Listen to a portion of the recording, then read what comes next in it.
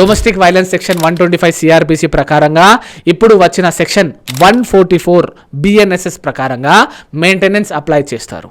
ఆ కేసుని బట్టి ఎంత మెయింటెనెన్స్ ఇవ్వాలి అనేది డిసైడ్ చేస్తారు. ఎందుకంటే 20%, 30%, 50% ఇవ్వాలా అని ఎక్కడ పక్కాగా రాసి లేదు. ఏ చట్టం కూడా ఇంత ఇవ్వాలి అని చెప్పలేదు. పరిస్థితిని అంచనా వేసి జడ్జి గారు మాత్రమే ఎంత మెయింటెనెన్స్ ఇవ్వాలి అనేది డిసైడ్ చేస్తారు. హెల్త్ కి సంబంధించి పిల్లల్ని బట్టి, ఆదాయాన్ని బట్టి కేస్ టు కేస్ వేరువేరుగా మెయింటెనెన్స్ ఉంటుంది. మీకు ఒక డౌట్ రావచ్చు, భర్త ఆస్తిలో భార్యకి ఇలాంటి వాటా ఉండదా అని. ఖచ్చితంగా ఉంటుందండి. అది ఎప్పుడంటే భార్య భర్తలు కలిసి ఉన్నప్పుడు భర్తకి ఏదైనా జరిగితే భార్యకు వాటా వస్తుంది. ఒకవేళ ఏదైనా ప్రాపర్టీ ఇద్దరి మధ్యలో రిజిస్టర్ అయ్యుంటే అప్పుడు కూడా ఆస్తిలో 50% వాటా వస్తుంది. అలాంటప్పుడు మెయింటెనెన్స్ ఏ రేషియోలో ఇస్తారు? ఒకప్పుడు ఇన్కమ్ లో 25% ఇచ్చేవాళ్ళు. మెయింటెనెన్స్ లో ఈ మధ్య చాలా మార్పులు వచ్చాయండి. ఒకవేళ అమ్మాయి తనకు తాను పోషించుకునే శక్తి ఉంటే మెయింటెనెన్స్ రాదు. పిల్లలు ఉంటే వాళ్ళు మైనర్ అయితే అప్పుడు కోర్టు మెయింటెనెన్స్ ఇస్తుంది.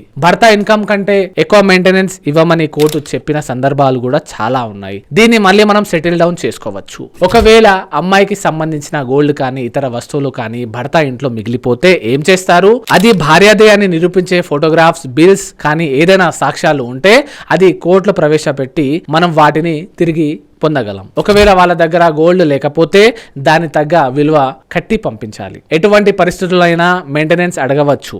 498A ప్రకారంగా గృహహింస అయినప్పుడు అడగవచ్చు. లేదా భర్త వీళ్ళని పట్టించుకోకుండా జులాయిగా తిరుగుతున్నా అడగవచ్చు. భర్త ఇల్లీగల్ అఫైర్ వల్ల వీళ్ళని పట్టించుకోకపోతే భార్య కోర్టుకి వెళ్లి మెయింటెనెన్స్ అడగవచ్చు.